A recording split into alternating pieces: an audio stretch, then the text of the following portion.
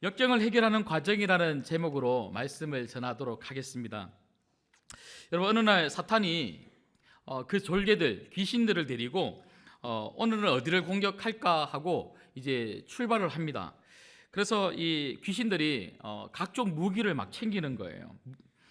시기라고 하는 무기, 또 질투라고 하는 무기, 분열이라고 하는 무기, 욕심이라고 하는 무기, 독설이라고 하는 무기, 엄청난 무기들을 챙겨서 웬만하면 이거 다 사용하면 이제 무너질 거다 생각하고, 이제 오늘은 누구를 공격할까, 어떤 교회를 공격할까 하고 공격의 대상을 찾기 위해서 출발을 합니다. 그런데 한 교회를 지나가는데요, 그 교회가 너무 크고 화려하고 좋은 거예요. 그래서 귀신들이 저 교회가 오늘 첫 번째 목표물이구나 이렇게 생각을 하는데, 사탄이 그냥 지나가는 겁니다. 왜 저기를 안 가지 하고 그냥 지나쳐서 같이 가다가 어느 작은 교회가 있는데 그 교회를 딱 지나려고 하는데요, 갑자기 찬송 소리가 막 들리는 거예요. 그 찬송 소리를 듣고는 사탄이 저기다 하고 내려가자 그러는 거예요. 내려가서는 그 귀신들하고 그 교회를 딱 들어갔는데, 이 사람들이 한 20명 남짓한 사람들이 모였는데요, 교회도 작아요. 근데 이 사람들이 얼마나 열정적으로 찬양을 하는지 막 그 찬양의 열기에 막 이 불이 탈 것 같은 거예요. 그리고 목사님이 설교를 하는데요, 모든 분들이 아멘, 아멘 하고 막 강대상으로 마치 뛰어나올 것처럼 그렇게 집중하면서 말씀을 듣는 겁니다. 그래서 목사님이 말씀을 다 끝나고 우리 같이 기도합시다 그러면서 이 주변의 동네를 정말 하나님이 우리들에게 주시기를 간절히 기도합시다 이렇게 기도를 시켰더니, 성도님들께서 막 이 동네를 마치 집어삼킬 것처럼 하나님, 이 동네를 우리들에게 주십시오, 우리가 전도하게 해주십시오, 영혼 구원하게 해주십시오 하면서 막 부르짖으면서 기도하는 거예요. 그걸 보고는 사탄이 저렇게 놔두면 안 된다고, 빨리 우리가 공격해야 된다고 하면서 각종 무기를 가지고 그 교회를 막 공격했다 그럽니다. 그런데 이제 그 교회에 이제 빠져나온 이 사탄에게 귀신들이 물어봅니다.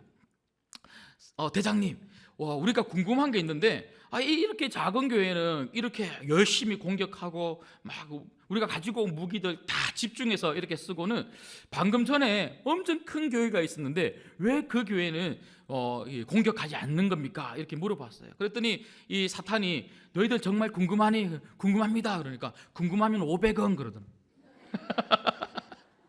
그래서 정말 궁금하면 나를 따라와라 하고 그 교회를 다시 갔어요. 다시 가서 그 교회를 딱 들어갔는데, 그 교회 딱 들어가 보니까요, 사람들이 가득 찼는데 몇백 명 됐어요. 이 몇백 명이나 되는 사람들이 딱 앉아 있는데요, 얼굴에 예배 언제 마치나 이 얼굴에 그게 딱 써 있는 거예요. 그리고 막 그 삶에 찌들어서 그냥 이분들의 관심은 예배 언제 마치나, 그리고 아무것도 하기 싫다, 그냥 얼굴에 딱 써 있는 거예요. 그냥 예배만 마치면 내가 빨리 집에 돌아가리라, 어떻게든지 내가 빨리 집에 가야지, 이것밖에 얼굴에 안 보는 거예요. 교회에서 뭐라고 해도, 뭘 한다고 해도, 양육한다고 하고 전도한다고 하고 우리가 구제해야 된다고 하고 선교해야 된다고 해도 내가 어떻게 해도 내가 저건 안 하리라 이러면서 막 얼굴에 그게 다 써 있는 거예요. 그러면서 이 사탄이 이야기하는 게 뭐냐면, 봐라, 저 얼굴 봐라, 가만히 놔둬도 아무것도 안 하는데 우리가 왜 힘을 빼서 저들을 공격해? 저 사람들은 그냥 놔둬도 아무 일도 안 할 거야. 그리고 그냥 유유히 그 교회를 빠져나왔다고 합니다. 여러분, 하나님의 일을 하는 데 있어서 우리가 정말 꼭 기억해야 될 것은요, 우리가 아무 일도 안 하면 아무 일도 일어나지 않습니다. 그런데 하나님의 일을 정말 열정적으로 하려고 하고 정말 하나님이 원하시는 그 일들을 정말 최선을 다해서 하고자 하는 그 사람, 그리고 그런 가정, 그런 교회는요, 자꾸 그 일을 하지 못하도록 사단이 공격하더라는 거예요. 그러면 이런 맥락에서 보면요, 자꾸 어떤 일들이 일어나고 문제가 생기고 벽에 자꾸 가로막히는 걸 보면 내가 제대로 잘 살고 있다는 증거입니다. 제대로 안 사는 사람들은요, 문제도 안 일어난다니까요. 그런데 내가 어떻게든지 믿음으로 살려고 하고 정말 말씀대로 살려고 하면요, 그 길 가지 못하도록 자꾸 사단이 방해를 한다는 거예요. 여러분 어떻습니까? 여러분, 이런 맥락에서 여러분 말씀을 들으신다면 여러분 제대로 살고 싶으세요? 살고 싶지 않으세요? 솔직히 말하면 아무 문제 없으면 좋겠죠. 아무 문제 없으면 좋겠죠. 그래서 많은 사람들이 아무 문제 없으면 좋겠어서 정말 아무 일도 하지 않습니다. 그런데 정말 우리가 기억해야 될 것은 아무 일도 안 하면 아무 일도 일어나지 않습니다. 정말 오늘 말씀을 통해서 우리가 보게 되는 것도 정말 느헤미야와 이스라엘 백성들이 하나님의 일을 하려고 하니까 얼마나 많은 문제들이 생겼는지 모릅니다. 우리가 내우외환이라고 이야기하죠. 우리가 밖에서만 문제가 있으면 모르겠는데 안에서도 문제가 있고, 그래서 안이나 밖이나 이런 문제들을 통해서 얼마나 고생을 하는지 이 느헤미야와 이스라엘 백성들의 이런 모습들을 보면 우리가 알 수 있는데요. 여러분, 몇 주 전에 우리가 살펴보았던 것처럼 이 느헤미야 4장을 보면요, 산발락과 도비야라고 하는 이러한 사람들을 통해서 밖에서부터 공격을 받습니다. 한번 잘 만들어 봐라. 너희들이 아무리 튼튼하게 그렇게 성벽을 재건한다고 해도 누가 올라가면요, 여우가 올라가면 무너질 거야 하고 말로 사람의 사기를 꺾어버리더라는 거예요. 여러분, 우리가 공격을 받는 것 중에 제일 심한 공격이 뭐냐면 말입니다.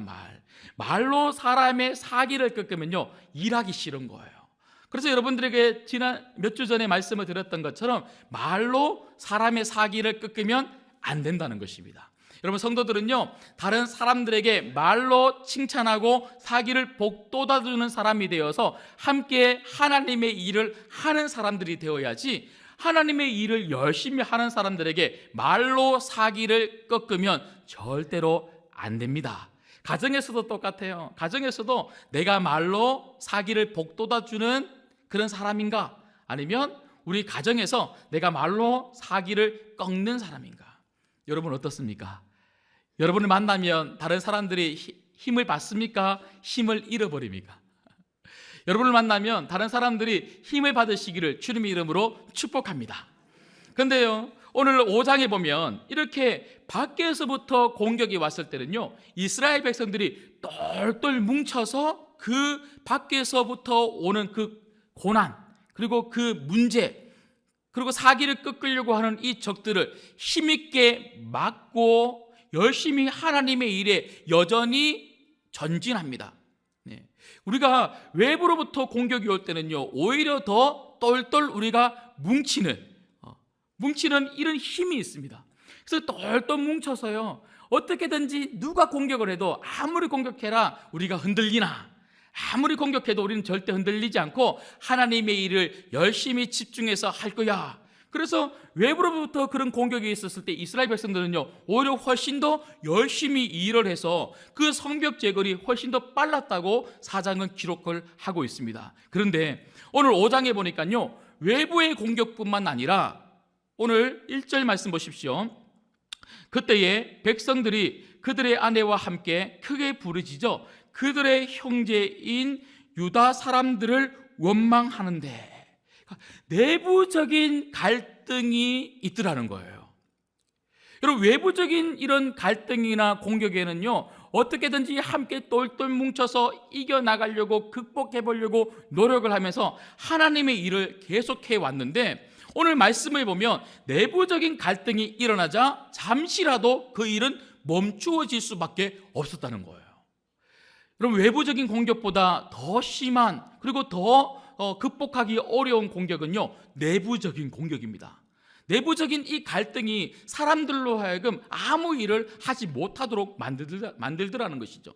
그리고 특별히 5장 1절에 보니까 이런 갈등이 일어나니까요, 사람들 사이에서 무엇이 생기냐면 원망이라는 것이 생깁니다. 서로 싫어한다는 거예요. 그리고 서로 남의 탓을 한다는 거예요. 우리가 교회 안에서 주님의 일을 하다가 보면요, 내가 잘못했어 이렇게 이야기하는 사람들이 많습니까? 당신이 잘못해서 이런 일이 벌어져 이렇게 이야기하는 사람들이 많습니까? 여러분, 우리가 가만히 보면 다른 사람들을 자꾸 욕을 하고 비난하고 당신 때문에 이런 일이 일어난다고 다른 사람을 원망하는 일들이 참 많이 일어나더라고요. 그래서 정말 은혜롭지 못하는 교회는요, 원망이 많습니다. 여러분, 이 원망은요, 누구의 특징입니까? 이스라엘 백성들의 삶의 특징입니다. 그 사람들은요, 처음부터 출애굽한 그 순간부터 늘 언제나 원망하면서 살았습니다. 이 습관을요 여전히 이 사람들은 못 버리고 계속해서 이어져 내려오고 있더라고요. 야, 사람들이 이렇게 다른 사람을 원망하고 비판하고 비난하는 것을 이렇게 고치지 못하는 거구나. 그런데 이스라엘 사람들만 그런 것이 아니라 우리는 어떻습니까? 우리도 내 탓이라고 이야기하기보다는 얼마나 많은 사람들을 욕을 하고 비난하고 비판하는지 모릅니다. 그래서 교회는요 원망이 많으면 절대로 은혜롭게 갈 수가 없습니다. 우리 교회는 원망이 없는 교회가 되기를 주님의 이름으로 축복합니다. 다른 사람을 원망하면요 교회는 은혜롭지 못합니다. 그런데 이렇게 원망을 하게 된 이유를 보니까 이 먹고 사는 문제 때문에 백성들이 이 고통을 당하는 거예요. 특별히 오늘 말씀에 보면 이 사람들이 어떤 먹고 사는 문제가 생겼는지 보면요, 이 이스라엘 백성들이 성벽을 건축하고 재건하려고 보니까요 예루살렘 안에만 살았던 사람들만 가지고는 안 되더라는 거예요. 그래서 예루살렘 주변의 각 지파의 사람들에게 도움을 요청해서 함께 도와달라, 느헤미야가 함께 하자라고 했을 때 우리가 하겠습니다 하고 각 지파에서 예루살렘 근처에서 살았던 사람들이 예루살렘 안으로 모여들기 시작합니다. 그래서 예루살렘 안에 갑자기 사람들이 많아지는 거예요. 갑자기 사람들이 많아지니까 당연하게 이 사람들이 먹을 양식이 부족하겠죠. 먹을 양식이 부족하면 그 음식의 값이 올라가겠습니까? 내려가겠습니까? 올라가죠. 그러니까 그들이 가지고 있는 돈을 가지고 음식을 예전에는 이만큼 구입할 수 있었다면 이제는 요만큼밖에 구입을 못하는 겁니다. 그러다 보니까 돈이 떨어지니까 어떻게 될까요? 자기들이 가지고 있었던 그런 재물들, 논이나 밭이나 이 양들, 소, 이런 재물들을 팔아야 되겠죠. 그래서 이런 재물들을 파는데 이때다 싶어서 어떤 사람들이 딱 생겨나냐면요, 이 재물을 예전 같으면 그냥 소 한 마리를 팔면 소 한 마리 가격을 100만 원에 이렇게 준다고 치면요, 그런데 이제는 이 100만 원에도 소 한 마리를 못 파는 거예요. 한 50만 원, 30만 원밖에 안 주더라는 겁니다. 돈을 가지고 있었던 그런 부유층들, 지도층들이 이 소 한 마리 값을 100만 원 정확하게 쳐주는 것이 아니라 20만 원, 30만 원밖에 딱 안 주는 거예요. 그리고 또 어떻게 합니까? 이런 논이나 밭이나 이런 것도 팔 사람이 없는 사람들은요 어떻게 합니까? 돈을 빌리게 되겠죠. 근데 돈을 빌려주는데 10만 원 딱 빌려주면서 어떻게 하는 줄 아십니까? 내일이 되면 12만 원, 그 다음 날이 되면 14만 원, 한 달이 지나면 얼마입니까? 모르겠습니다. 하여튼 이런 식으로 정말 어마어마한 이자를 쳐서 폭리를 취하는 겁니다. 어제 그뿐인 줄 아십니까? 돈 또 이제 못 빌리는 사람들은요 이제는 자기 자녀들까지도 팔아서 돈을 구할 수밖에 없는, 왜냐하면요 음식도 사 먹어야 되지만 오늘 말씀해 보니까 자기들이 내야 할 세금이 필요했던 거예요. 세금을 안 내면 어떻게 됩니까? 잡혀가는 거예요. 특별히 이 세금은요 페르시아, 메데바사, 이 지금 예루살렘, 이 이스라엘은요 메데바사의 속국 아닙니까? 그래서 이 메데바사에 이 세금을 내야만 되는 그런 상황입니다. 그래서 이 관리들이 이스라엘 백성들에게 세금을 모아서 줘야 되니까 안 내는 사람들은 감옥에 넣거나 안 내는 사람들은 그게 상응하는 어떤 징계를 받게 되니까 어쩔 수 없이 세금을 내려고 하다가 보니까 돈을 마련해야만 한다는 거예요. 그래서 이 돈을 마련할 수 있는 방법은요 하나밖에 없는 겁니다. 돈 있는 사람에게 가서 돈을 좀 꾸어 달라고 요청할 수밖에 없는 것이죠. 그래서 이스라엘 백성들 중에 특별히 부유층들, 이 지도층들, 이런 사람들이 돈을 딱 가지고 그렇게 가난하고 헐벗고 힘든 사람들이 찾아오면, 그래? 그러면 네가 가지고 있는 집을 줘, 네가 가지고 있는 밭을 줘, 아니면 네가 가지고 있는 너의 자녀들을 나에게 줘, 아니면 이 돈을 가지고 가, 내일부터 이자가 20%야 30%야 이러면서 폭리를 취하는 거예요.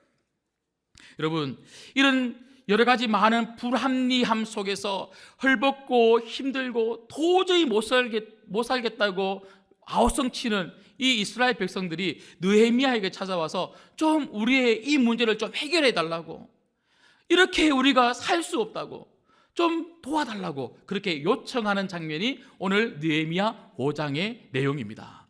그래서 오늘 말씀을 통해서 리더는 이런 문제가 생겼을 때, 특별히 내부적인 갈등이 생기고 어려움이 생겼을 때 우리는 어떻게 이 문제를 극복할 수 있는가, 그 극복의 과정들을 통해서 정말 우리 교회에도 적용이 가능할 것 같고요, 여러분 가정에도 적용을 해보시면 참 좋을 것 같습니다.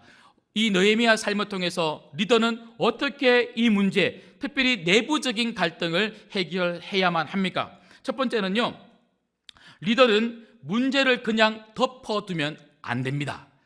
문제가 있으면 반드시 그 문제가 문제라는 것에 대해서 공개적으로 알릴 필요가 있습니다. 여러분, 우리가 보통 문제가 생기면요, 많은 사람들이 그냥 덮어두려고 해요. 그러면서 이렇게 이야기하죠. 긁어 부스럼을 만들면 뭐합니까? 그냥 덮어둬서 좋은 게 좋은 것 아닙니까? 그냥 가만히 놔두면 없어질 이야기를 왜 덮어둡니까? 이렇게 많이들 이야기합니다. 물론 저도 그 말에 일부 동의합니다. 근데 여러분, 덮어둬서 없어질 문제가 있고 덮어두면 골마질 문제가 있더라는 거예요. 오늘 느헤미야 5장에 나오는 문제는요, 덮어둔다고 해서 없어질 문제가 아니라 덮어두면 골마질 문제라는 거예요. 근데 많은 경우에 리더들이 왜 덮어두자고 하냐면요, 이 문제를 드러냄으로 말미암아 시끄러워지는 것이 싫은 것입니다. 그리고 그렇게 시끄러워질 때에 이 리더가 책임을 지고 이 문제를 해결해야만 하니까 내가 힘을 써서 에너지를 써서 이 문제를 해결하고 싶지가 않은 겁니다. 그냥 이 문제를 피하고 싶은 거예요. 그게 보편적으로 리더들이 문제를 회피할 때 가지고 있는 마음입니다. 구역도 똑같죠. 구역에 여러 가지 갈등의 요소들이 있을 수 있습니다. 오늘 또 방금 전에 우리 구역장 강사님들 모임을 하면서 구역이 이 갈등의 문제를 잘 해결하면 더 구역이 잘 세워질 수 있다, 제가 이런 말씀을 드렸는데요, 구역 안에서 여러 가지 갈등들이 있을 때에 덮어두는 리더가 있는가 하면 이 갈등의 문제를 어떻게든지 해결하려고 하는 리더가 있습니다. 어떤 구역장과 어떤 강사가 힘이 더 들까요? 예? 해결하려고 하는 의지가 있는 강사가 힘이 더 들까요? 덮어두려고 하는 강사가 힘이 더 들까요? 해결하려고 하는 강사죠. 예. 여러분, 정말 구역을 제대로 돌보고요, 정말 구역 식구들을 내 식구라고 생각을 하고 정말 가족처럼 알뜰살뜰 챙기고 어떻게든지 문제가 생기면 이 문제를 해결하려고 하는 구역장은요, 힘이 듭니다. 그런데 그냥 문제가 생겨도 덮어두고 그냥 금요일날 한번 모이는 것으로 만족하는 리더는요, 힘이 별로 안 들어요. 그냥 그 자리에서 듣고 말거든요. 여러분, 한번 생각해 보세요. 어떤 환자가 의사에게 찾아갑니다. 그 의사 선생님에게 어디 아파서 오셨습니까? 이렇게 물어보니까 제가요, 여기가 아프고요, 어떨 때는 이렇게 극심한 통증을 가지고 있고요, 이런 증상이 있습니다 하고 한 10분 정도 자기가 아픈 것을 다 이야기했어요. 너무너무 힘들게 그렇게 이야기를 했는데 그것을 한참 듣던 그 의사 선생님이 스트레스입니다. 스트레스입니다. 그러면서 집에 돌아가셔서 좀 한번 쉬어보시죠. 한번 잠을 자보시죠. 이러면요, 어떻게 되겠습니까? 여러분, 이 아픈 사람이 의사를 찾아갔을 때는요, 무엇을 기대하고 찾아갑니까? 저 좀 도와주세요, 이 말입니다. 내가 어디 아픈지 조금 확인 좀 해주십시오. 속 시원하게 말씀 좀 해주십시오. 그 해결책을 저에게 좀 말씀해 주십시오. 그걸 듣고 싶어서 찾아갔는데 그냥 집으로 돌려보내는 겁니다. 여러분, 느헤미야는요, 이런 아픔이 있고 이런 힘듦이 있어서 찾아봤던 이 이스라엘 백성들의 이 아우성을 그냥 한 귀로 듣고 한 귀로 흘려보내지 않습니다. 오늘 6절 말씀을 다시 한 번 더 보겠습니다. 6절 말씀 보시면, 내가 백성의 부르짖음과 이런 말을 듣고 크게 무엇하였다 그럽니까? 노하였다. 여러분, 느헤미야는요, 그냥 이스라엘 백성들의 이 울부짖음, 그리고 좀 도와주십시오라고 했던 이 부탁의 말을 듣고 그냥 한 귀로 듣고 한 귀로 흘려보내면서 그냥 집에 돌아가면 내가 해결해 주겠습니다, 이렇게 이야기하지 않았다는 거예요. 그 자리에서 노했다 그럽니다. 노했다는 것은요, 분노했다는 거예요. 여러분, 여기 분노했다는 것이 단지 화를 냈다, 화를 냈다, 이런 이야기를 하는 것이 아니라 그 사람들의 말에 반응을 보였다는 거예요. 여러분, 리더에게 있어서 정말 중요한 것이 무엇인 줄 아십니까? 사람들이 말을 하면 반응하는 것입니다. 그럼 제가 예를 하나 드려볼게요. 제가 오늘 예배를 마치고 제가 이렇게 내려가는데 어떤 분이 저에게, 목사님, 오늘 목사님 설교 말씀을 듣고 제가 목사님에게 좀 상담할 게 있습니다. 목사님, 제가 목사님에게 상담할 게 있는데 시간을 좀 내주시겠습니까? 네, 알겠습니다 하고 제가 만났어요. 만났더니 이 여러 가지 많은 문제들을 가지고 막 이야기를 하는 거예요. 제가 한 시간 쭉 들었어요. 듣고는 제가, 아유, 집사님, 제가 가만히 보니까 집사님이 문제예요. 집사님 요즘 기도 안 하시죠? 제가 지난주 보니까 특세도 안 나오셨던데요. 그렇게 기도 안 하니까 그런 문제가 생기는 거예요. 제가 그렇게 이야기를 하면 그 집사님 어떻겠습니까?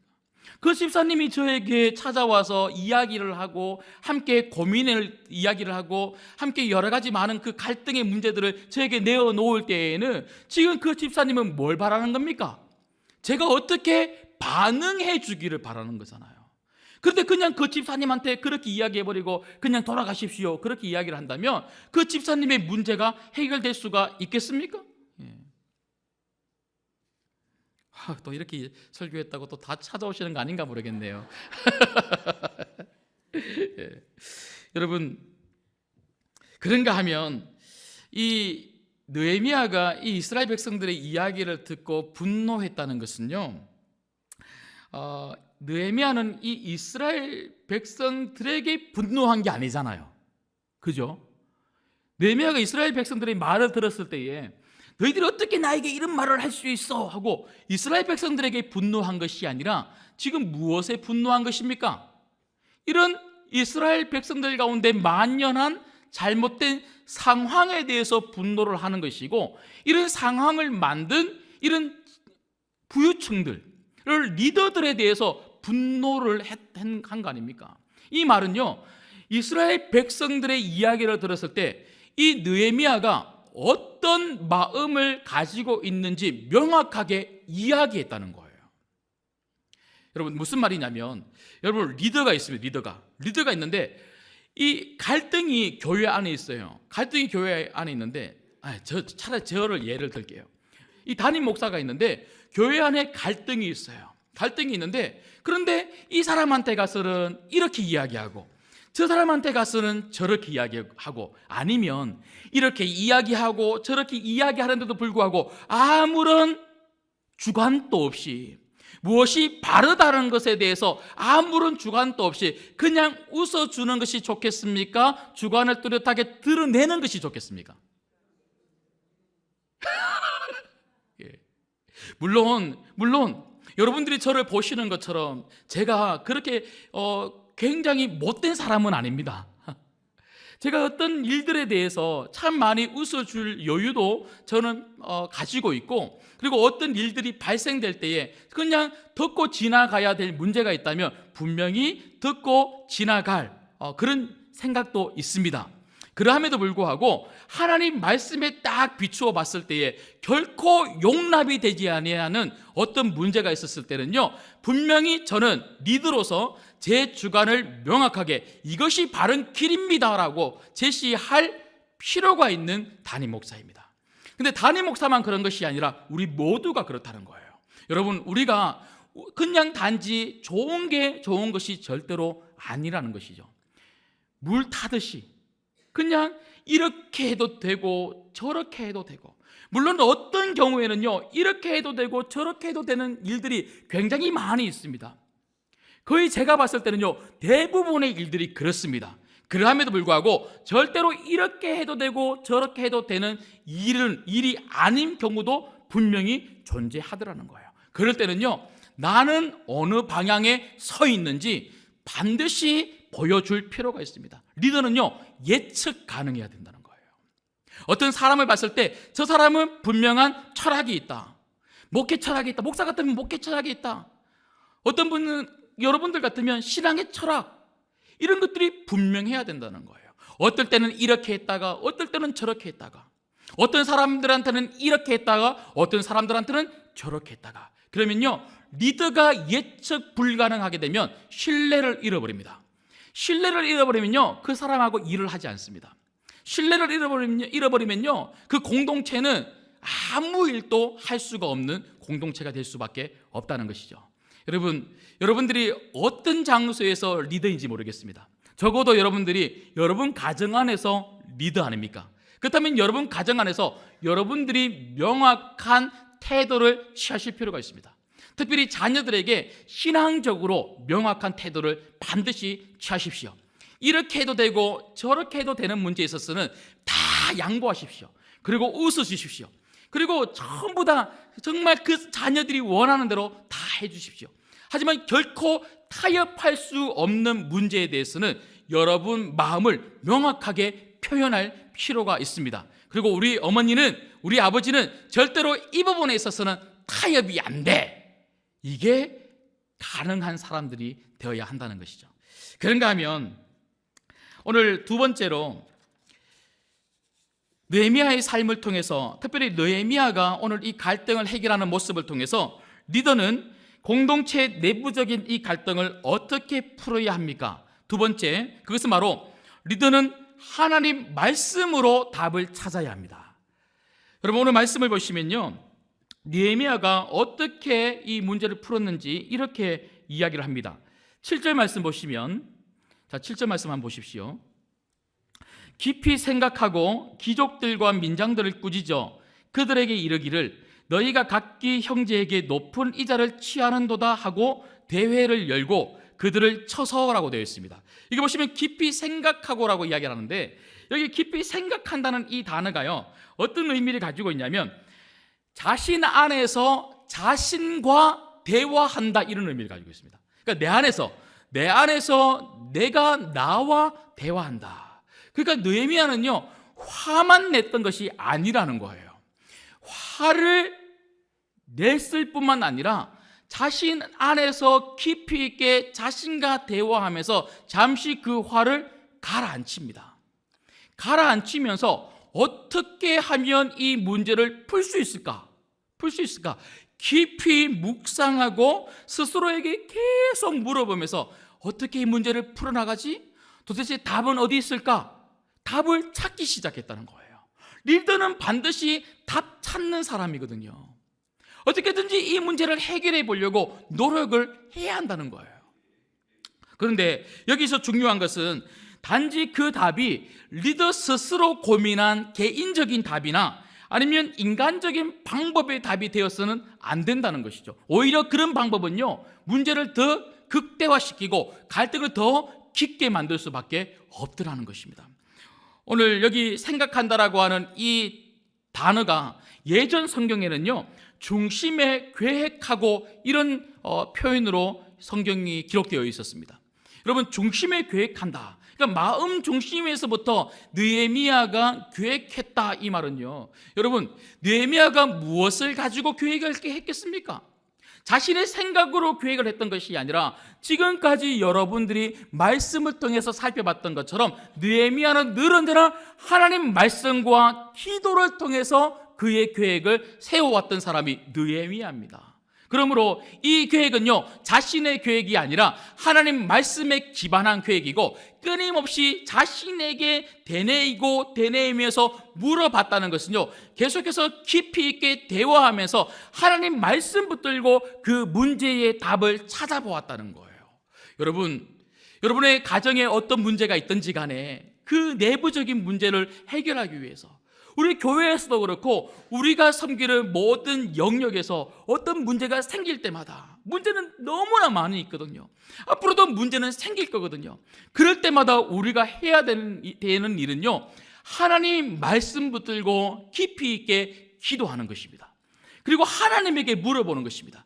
그리고 하나님 말씀 안에서 하나님의 뜻, 하나님의 답을 찾는, 이것이 바로 리더에게 필요한 것입니다. 여러분들은 어떤 문제가 생겼을 때 어디에서 답을 찾으십니까? 하나님 말씀 안에는요, 모든 우리 인생의 문제에 해답이 있는 줄 믿습니다. 자꾸 말씀으로 가야 되는 거예요. 그리고 이 말씀 붙들고 자꾸 기도해야 된다는 거예요.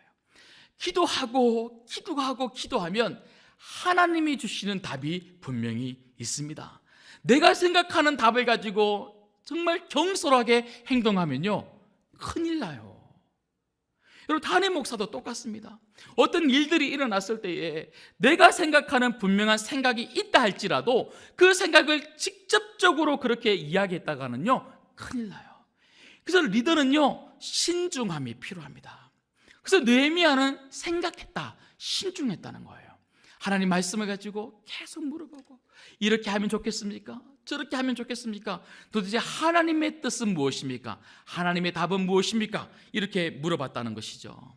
제가 요즘 창세기를 새벽에 말씀을 드리고 있는데, 제가 어저께 창세기 13장 말씀을 새벽 예배에 말씀을 드리면서 제가 정말 이것이 너무너무 중요하다는 것을 다시 한 번 더 깨달았습니다. 여러분, 창세기 13장에 보면요, 조카 롯과 아브라함이 헤어지는 장면이 나오잖아요. 그런데 조카 롯과 아브라함이 헤어지면서 아브라함이 조카 롯에게 네가 먼저 움직이면 내가 그 다음에 움직일게 양보해 줍니다. 그런데 거기 보면요, 아브라함과 이 롯을 정말 너무나 대조해서 보여주는 단어가 하나가 있습니다. 그게 뭐냐면, 롯은 어떻게 그 땅을 선택했냐면요, 자기 눈을 들어입니다. 자기 눈을 들어. 롯은 자기 눈을 들어서 자기가 원하는 대로 그 소할 땅, 소돔과 고모라 땅으로 그렇게 갔다는 거예요. 근데 거기에 분명하게 기록되어 있습니다. 그 땅은 죄악이 관영한 땅이다. 가면 안 되는 땅이었다는 거예요. 그런데 아브라함은 어떻습니까? 그 뒤에 곧 이어서 아브라함의 이야기가 나오는데, 아브라함은 자기가 눈을 들어서 동서남북을 본 게 아니라 하나님이 눈을 들게 하셨다 그럽니다. 아브라함은요, 하나님이 찾아오셔서 하나님이 눈을 들게 하실 때까지 기다렸다는 거예요. 그리고 하나님이 보게 하시는 것들을 보았다는 것입니다. 여러분, 우리에게 정말 필요한 게 뭡니까? 하나님을 기다리는 것입니다. 그리고 하나님이 보게 하시는 것, 하나님이 하게 하시는 것, 하나님이 말하게 하시는 것, 하나님이 선택하게 하시는 것, 그것을 기다릴 줄 아는 사람, 이런 신중한 사람이 리더인 줄 믿습니다. 여러분, 무엇을 하더라도 여러분 가정 안에서, 그리고 교회 안에서 어떤 일을 하더라도 신중한 리더들 되시기를 주님의 이름으로 축복합니다. 신중한 리더는 기도하는 리더입니다. 신중한 리더는 말씀 붙드는 리더입니다. 신중한 리더는 기도하고 말씀 붙들어서 내 이야기로 대안을 제시하는 사람이 아니라 하나님 말씀으로 이야기할 수 있는 사람입니다. 비로소 하나님 말씀으로 이야기할 때 모든 갈등은 해결되게 될 줄 믿습니다. 마지막 세 번째로, 그래서 오늘 느헤미야는요, 하나님 말씀으로 답을 제시하는 거예요. 그래서 리더는 어떻게 공동체 내부의 갈등을, 문제를 해결할 수 있습니까? 그것은 바로 리더는 올바른 방향을 제시해 줄 수 있어야 합니다. 오늘 느헤미야는 결국 하나님 말씀 안에 깊이 묵상하며 그 묵상한 결과로 가만히 보니까 이스라엘 백성들의 이 문제가 단지 그 안에 관계의 갈등이 아니더라는 거예요. 그냥 그 안에 사람들이 서로 부딪혀서 생기는 문제가 아니더라는 거예요. 가만히 보니까 한쪽에서 죄를 지음으로 말미암아 한쪽이 피해를 보고 있더라는 것이죠. 그래서 정말 관계의 문제였다면요, 서로가 서로 부딪힘 때문에 일어나는 문제였다면 느헤미야는 아마 그냥 덮고 지나갔을 것입니다. 제가 다시 말씀을 드리지만 상당한 문제는 은혜로 덮고 지나가야 될 문제가 너무너무 많이 있습니다. 그런데 느헤미야가 정말 깊이 있게 기도하고 말씀의 묵상으로 찾은 그 답은, 이것은 덮고 지나가야 될 문제가 아니라 반드시 지적해야 될 문제라는 것을 그는 알았던 것입니다. 그래서 느헤미야는요, 그 묵상한 결과를 가지고 어떻게 이야기를 하냐면, 오늘 9절 말씀을 한번 보시겠습니다. 자, 9절 말씀을 한번 읽겠습니다. 시작. 내가 또 이러기를 너희의 소행이 좋지 못하도다. 우리의 대적 이방 사람의 비방을 생각하고 우리 하나님을 경외하는 가운데 행할 것이 아니냐. 지금 느헤미야가 이 리더들에게, 이 부유층들, 이 돈을 가지고 이자놀이를 하고 있는 이 사람들, 그리고 수많은 이 연약한 사람들이 가지고 있었던 농가밭, 이 농가밭이 많은 그런 양이 아니거든요. 겨우 먹고 살만한 그런 작은 것 가지고 있는 사람들 것을 다 빼앗아 온 이 사람들을 향해서 너희들이 어떻게 하나님 말씀대로 행하지 아니하느냐? 하나님 말씀대로 행하지 아니하는 것이 무엇입니까? 죄라는 거예요. 죄. 그래서 느헤미야는요, 이 사람들에게 너희의 죄다 이렇게 명확하게 이야기를 해주는 것입니다. 그리고 이 죄를 공개적으로 이스라엘 모든 백성들을 불러 모읍니다. 그리고 이렇게 하는 것은 죄다. 여러분, 죄다라고 하는 것에 대해서 정말 우리 모두가 함께 확인할 필요가 있는 것입니다. 여러분, 우리가 죄를 죄로 인식하지 못할 때는요, 그렇게 해도 되는 줄 알고 살아갑니다. 근데 안 그렇습니다. 하나님 말씀대로 살지 아니하는 그것이 죄라고 하는 것에 대해서 우리가 명확하게 알 필요가 있습니다. 그래서 저는요, 설교를 할 때에 정말 제가 딜레마가 있습니다. 그게 뭐냐면요, 죄를 죄로 이야기하는 것이 굉장히 힘이 듭니다. 왜냐하면 죄를 죄로 이야기할 때 여러분들이 부담을 느끼기 때문에 그렇습니다. 여러분, 보편적으로 저도 똑같습니다. 보편적으로 우리는요, 하나님의 사랑의 이야기를 듣고 싶어 하는 거예요. 그리고 하나님께서 우리 인생 가운데 함께 하셔서 여리고성을 무너뜨려 주신다, 이런 이야기가 굉장히 힘이 됩니다. 그런데 이것은 바로 죄입니다, 이렇게 살면 안 됩니다, 망합니다, 이런 이야기를 하려면요, 굉장히 큰 용기가 필요합니다. 지금 제가 그렇다는 거예요. 제가 이런 말씀을 여러분들에게 드릴 때는요, 어마어마한 용기가 좀 필요합니다. 그런데 정말 이 말씀을 하지 아니하고는 안 되는 이런 거룩한 부담감이 저에게 있고, 오늘 말씀이 이렇게 이야기하기 때문에 여러분들에게 말씀을 드리는 겁니다. 여러분, 하나님 말씀대로 행하지 아니하는 삶에 대해서 여러분들 반드시 점검하셔야 됩니다. 그리고 여러분 내부적으로, 여러분 외적으로, 여러분 삶 속에서 하나님 말씀대로 살지 아니하는 그런 삶이 교회 공동체 안에 있다면, 여러분, 저는 지금 외부적으로 말씀을 드리는 게 아닙니다. 이 교회 공동체 안에서 여러분들이 하나님 말씀대로 말하지 않고, 하나님 말씀대로 행동하지 않고, 무엇을 하더라도, 어떤 것을 섬기더라도 하나님 뜻대로 여러분들이 하지 않고 여러분 뜻대로, 여러분 자의적으로 여러분들을 드러내려고 그렇게 하고 있는 것들이 있다면 죄입니다. 그 죄는요, 공동체를 깨트려 버리는 거예요. 그리고 그 죄는요, 다른 사람들을 힘들게 만듭니다. 여러분, 혹시 여러분들의 삶을 통해서 다른 사람들이 힘들어하지는 않습니까? 여러분들의 말을 통해서, 여러분들의 그 행동을 통해서 여러분 스스로는 의롭다고 생각하는 그 행동이 다른 사람들을 혹시 힘들게 만들고 있지는 않습니까? 여러분, 우리는 늘 언제나 내가 하고 있는 이것이 하나님 말씀대로 하고 있는가? 하나님 말씀대로 내가 이야기하고 있는가? 하나님 말씀대로 내가 섬기고 있는가? 늘 교회 안에서 우리가 이 하나님 말씀의 잣대에서 결코 떠나서는 안 될 것입니다. 저도 똑같고요.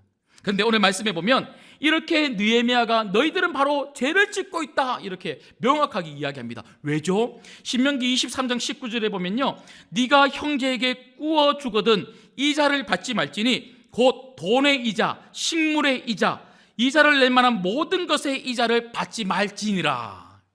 여러분, 돈을 빌려주는 것은 잘못이 아닙니다.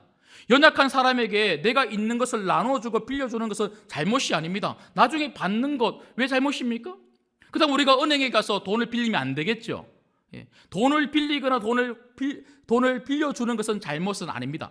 그런데 성경은 오늘 특별히 느헤미야 5장은요, 돈을 빌려주는 것이 잘못이다 이렇게 이야기하는 것이 아니라, 빌려줄 만한 능력이 있는 너희가 어떻게 이자놀이를 하면서 돈을 빌려주느냐, 어떻게 다른 사람들을 힘들게 만들면서, 아니, 성경이 이것은 죄라고 명확하게 이야기하고 있는데 이렇게 죄를 저질러 가면서까지도 이 일을 하느냐라고 지금 지적하고 있는 것입니다.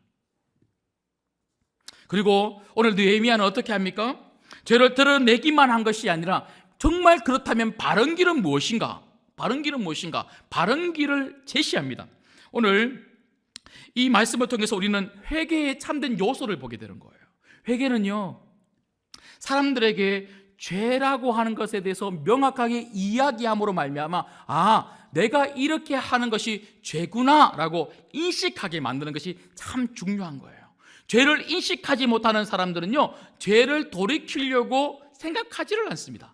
근데 중요한 것은 뭡니까? 죄를 인식하게 만들어주는 것도 리더의 책임이지만, 그리고 그 죄로부터 인식한 그 사람들이 더 이상 그 죄를 짓지 아니하도록 바른 길의 삶으로 돌아오도록 만들어주는 것도 바로 리더의 책임이더라는 거예요. 오늘 10절 말씀을 한번 보십시오. 느헤미야가 제시한 바른 길은 무엇입니까? 자, 10절, 11절을 같이 읽겠습니다. 10절, 11절 시작. 나와 내 형제와 종자들도 역시 돈과 양식을 백성에게 꾸어 주었거니와 우리가 그 이자 받기를 그치자. 그런즉 너희는 그들에게 오늘이라도 그들의 밭과 포도원과 감람원과 집이며 너희가 꾸어준 돈이나 양식이나 새 포도주나 기름의 100분의 1을 돌려보내라 하였더니, 느헤미야가 제시한 바른 길은 두 가지였습니다. 하나는요, 하나님 말씀대로 이자 받지 말자는 거예요. 그러니까 하나님 말씀대로 하자는 거예요. 그리고 두 번째는 우리가 그동안 하나님 말씀대로 하지 아니함으로 말미암아 우리가 거둔 많은 것들이 있지 않겠습니까? 느헤미야는 그래도 감사하게도요, 다 돌려보내줘라 이렇게 이야기하지 않더라고요. 왜 그런지는 모르겠어요. 무엇을 근거로 이렇게 이야기하는지는 모르겠는데 다 돌려보내줘라 이렇게 이야기하지는 않고, 너희들이 그래도 100분의 1이라도 작은 것이라도 그 연약한 사람들, 지금 모든 것을 잃어버리고 자식까지도 팔면 안 되는 이 사람들, 오늘 하루 굶어 죽을 사람들, 이 사람들을 위해서 적어도 너희들이 많은 것을 가지고 있다면 조금이라도 주라는 거예요. 살 길을 마련해 줘라 이렇게 이야기를 하는 것입니다. 여러분, 회개는 아는 것으로 마치면 안 됩니다. 진정한 회개는 말로 하는 것이 아닙니다. 진정한 회개는 아는 것이 아닙니다. 진정한 회개는 삶으로 하는 것입니다. 여러분, 삶으로 회개하는 여러분 되시기를 주님의 이름으로 축복합니다. 저를 마지막으로 한번 따라해 보시겠습니다. 회개는 말로 하는 게 아니라 삶으로 하는 것이다. 여러분, 회개는요, 말로 하는 게 아니라 삶으로 하는 것입니다. 말씀을 맺겠습니다. 이렇게 느헤미야가 섣불리 이 공동체의 갈등을 해결하려고 막 이래하고 저래하고 그렇게 했다면 이 공동체의 갈등은 더 심화되었을 것입니다. 그리고 지금 오늘 말씀해 봐도 이 공동체의 갈등은요, 하나님의 일을 잠시 멈추도록 만들 만큼 강력했거든요. 내부적으로 힘들면요, 하나님의 일이 스탑되더라고요. 아무것도 할 수 없습니다. 그런데 이 느헤미야는 잠시 멈추더라도 이 문제를 해결하고 가야 되겠더라는 것이죠. 이 문제를 덮어놓고 갔다면요, 일도 일대로 안 되고 나중에 공동체 갈등이 더 심화되어서 모든 것들이 멈춰졌을 것입니다. 그런데 느헤미야는 섣불리 이 문제를 해결하지 않았습니다. 느헤미야는 일단 자기 생각이 무엇인지부터 밝힙니다. 그리고 문제 그대로 인식합니다. 그리고 이 문제를 해결해 달라고 도와주라고 하는 이 사람들의 마음을 함께 공감해 주면서 내가 어떻게든지 이 문제를 해결하겠다라고 하는 의지, 반응을 보여줍니다. 그리고는 느헤미야는 어떻게 했습니까? 하나님 말씀 붙들고 기도합니다. 그리고 그 마음에서부터 이 문제를 어떻게 풀어야 될지를 하나님 말씀으로부터 해답을 찾기 시작했습니다. 그리고 마지막 세 번째로 이 해답을 어떻게 합니까? 공개적으로 이야기해 줍니다. 이렇게 하는 것이야말로 하나님 뜻대로 하는 것이라고. 그래서 이스라엘 백성들에게 정말 잘못된 길을 가고 있는 사람들이 있다면 바른 길로 돌아오도록 도와준 것입니다. 문제 해결의 가장 중요한 포인트가 무엇인 줄 아십니까? 목적이 무엇인 줄 아십니까? 잘못된 길을 가고 있는 일들이 있고 사람들이 있다면 바르게 가게 하기 위해서 문제를 해결하는 것입니다. 여러분 가정이, 그리고 우리 교회에 혹시라도 조금이라도 잘못된 것들이 있고 잘못된 방향으로 가고 있는 것이 있다면 우리가 잘 해결하여서 바른 길로 갈 수 있는 모든 사람들이 되어서 바른 길 가는 이 공동체를 통해서 하나님의 역사가 계속되어지기를, 여러분 가정이 계속되어지기를 주님의 이름으로 축복합니다.